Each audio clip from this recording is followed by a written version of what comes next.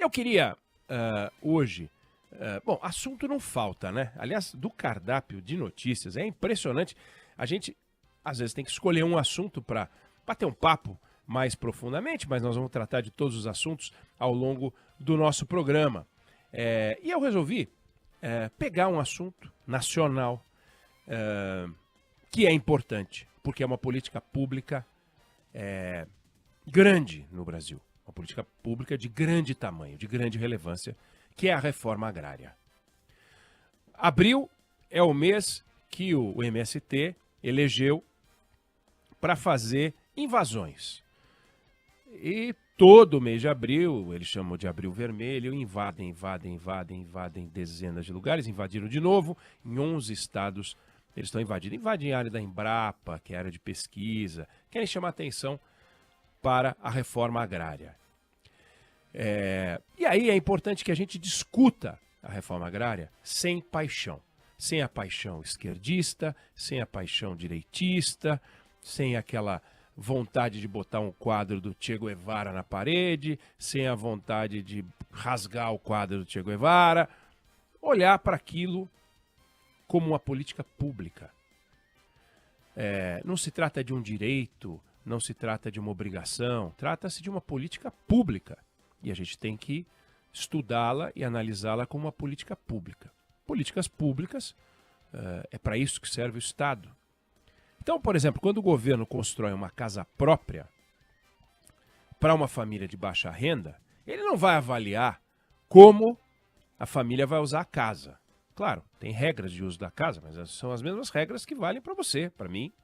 Se você tem uma casa financiada pelo Minha Casa Minha Vida ou não, é a mesma regra.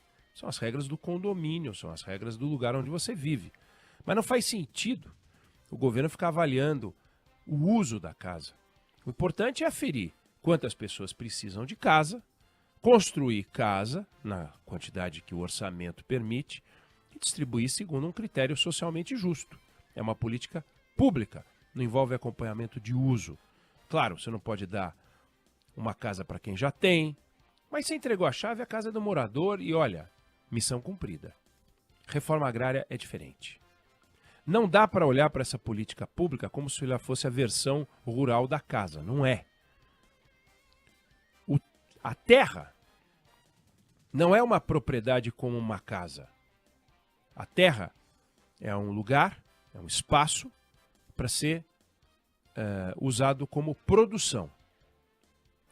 Então, ela tem que ser olhada de um jeito diferente. O governo precisa apoiar a produção, precisa dar assistência, precisa dar financiamento. Daí porque também precisa acompanhar a produção para avaliar se a terra distribuída produz alguma coisa para justificar a própria existência do programa. A reforma agrária tem por objetivo dar uma propriedade rural para uma família que vai produzir.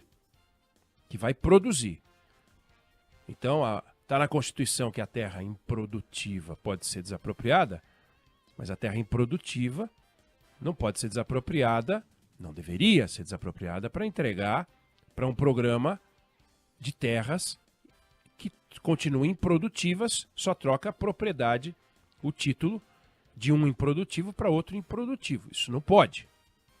Infelizmente, o programa de reforma agrária no Brasil é um grande problema. É um grande problema. Primeiro, ele custa muito caro para a sociedade.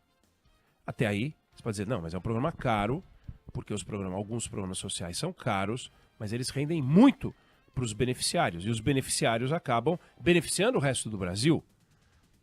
Também não é verdade. E há dados sobre isso de uma clareza assustadora. Só não vê quem não quer.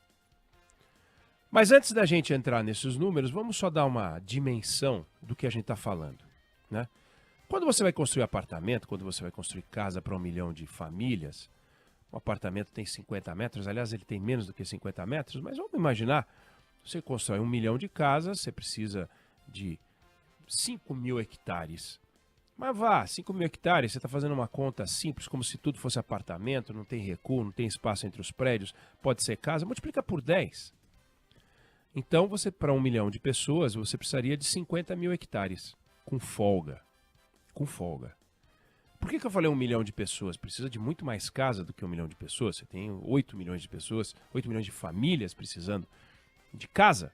Mas vamos pegar 1 milhão só porque 1 milhão é a quantidade de famílias assentadas no programa de reforma agrária do governo, ao longo da nossa história.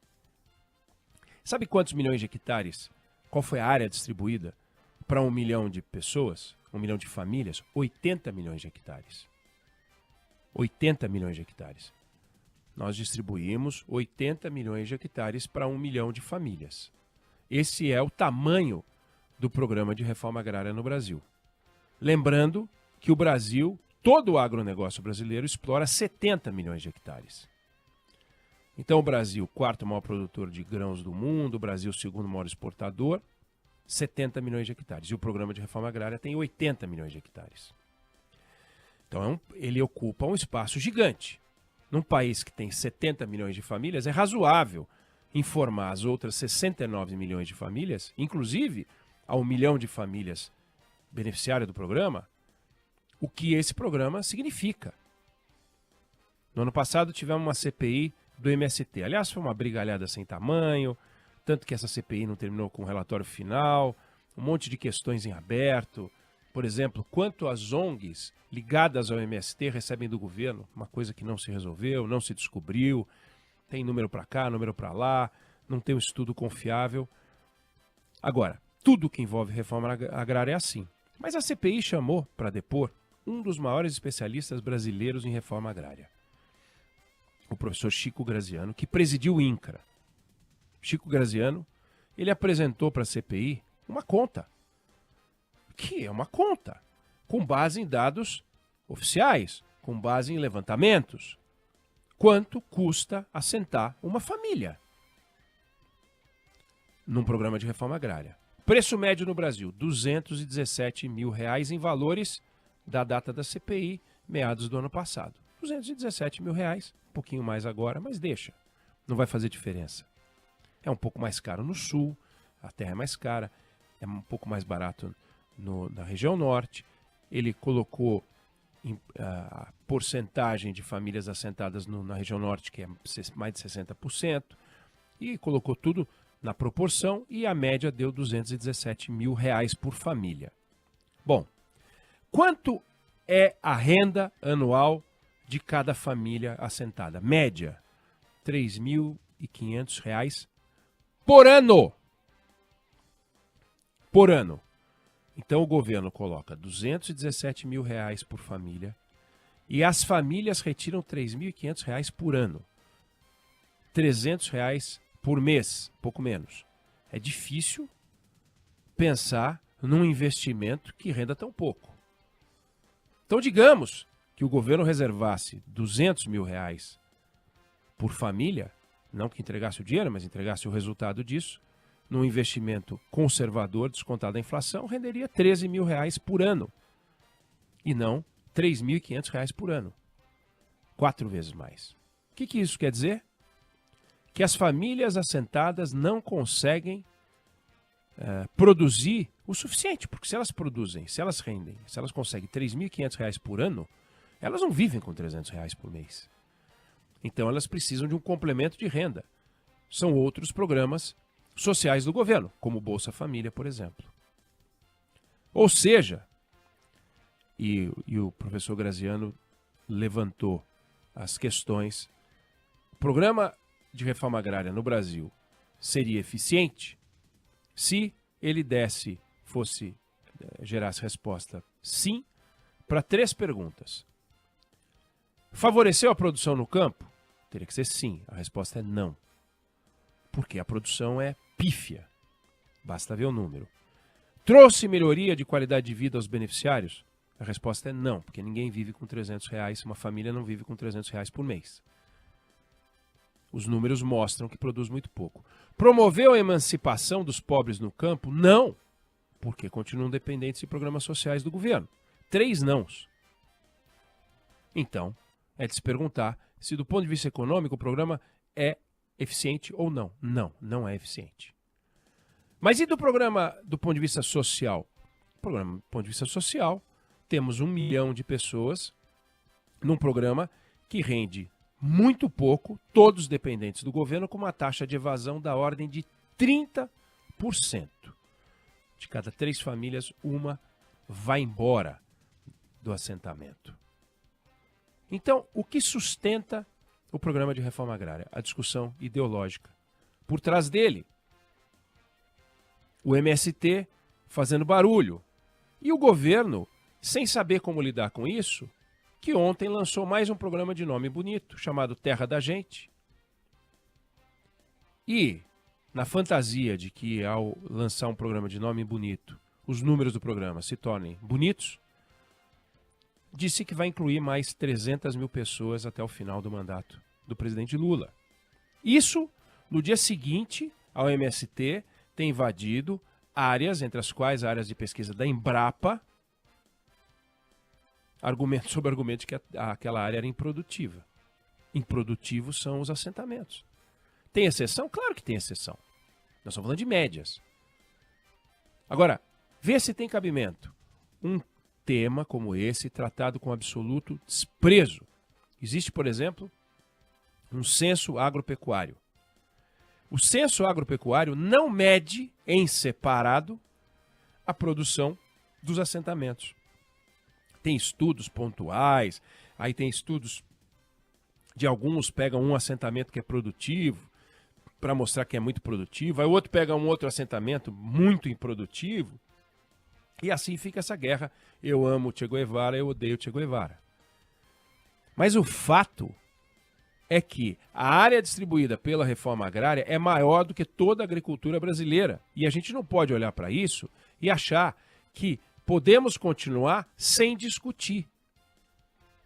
Outro especialista, Zander Navarro, sociólogo especialista na área, diz que não há mais espaço no Brasil para a reforma agrária. Disse isso num artigo que escreveu há alguns anos. Um setor, que é o agronegócio, que gera hoje 80 vezes mais riqueza do que há 5 décadas, nós estamos discutindo reforma agrária como se tivéssemos há 5 décadas. E, mais do que isso, não é da terra ou da força de trabalho que vem o resultado, que é o que imagina o MST. Vem de tecnologia. Vem de tecnologia. E olha o que está acontecendo. Então, ou a gente repensa o programa de reforma agrária, ou a gente vai continuar se enganando. O governo vai continuar fazendo um programa terra pra gente, terra para todos, terra para cima, terra para baixo, não vai resolver coisa alguma. O MST continuando a fazer discursos sugerindo que as pessoas têm direito à terra, o agricultor, cadê a agricultura no agro? Cadê a agricultura sendo produzida em quantidade mínima para garantir o sustento das famílias e alguma produção? Quer dizer, o país tem que parar e pensar e falar o seguinte: qual é a melhor forma de amparar as famílias que precisam com o programa social adequado? O de moradia está bem resolvido. O de moradia, conceitualmente, está resolvido. O déficit é enorme, o Brasil tem que correr atrás desse déficit enorme, mas é indiscutível que as pessoas têm o direito de ter uma moradia. E o governo, a obrigação de financiar de alguma forma uma moradia. Agora, no caso da reforma agrária, a discussão é muito mais complicada. Só que esse governo se atrapalha e se perde na discussão ideológica. E aí a gente fica com dados que mostram que a reforma agrária não funciona, mas ainda assim a gente vê um anúncio cheio de barulho, com logotipo e nome bonito. E isso não passa de uma enganação. E você tem que saber disso. Eu não sei se você concorda ou você discorda, mas essa é a opinião que eu tenho sobre o assunto.